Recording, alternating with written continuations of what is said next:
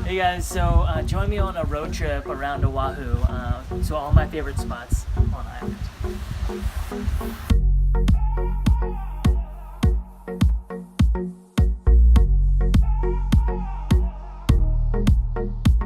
Every road trip needs food, and Leonard's malasadas are just the ticket. Next on our drive is Koko Head Crater. This crater is an amazing hike. Check out some of the views from the top of the hike. So next really is Hanauma Bay, but you should spend a whole day there. Look below for a blog post link. One of the main stops on this drive is the Halona Blowhole. It's right here along the coast. It's kind of a hidden beach here by the lookout. It's famous for being in that movie From Here to Eternity, so check it out. Stop off at Sandy Beach. We were just up here at the Blowhole, and now right down here is a beautiful beach to hang out. Hey guys, so we're at the Makapuu Lookout, right in front of Rabbit Island. If you check out down here, this parking lot down here, just one of the best sunrises around. And then behind it is the Sea Life Park.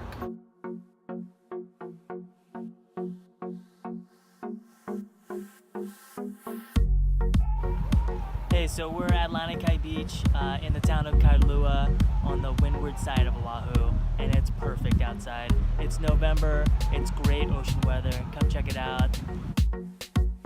Just want to make sure you guys know to use Reef Safe sunscreen. The active ingredient is zinc oxide, and it saves our coral a little bit. So yeah, gotta go for a swim.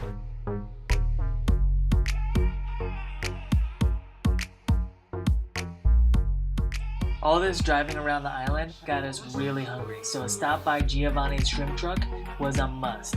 You have to do it every time you go to the North Shore.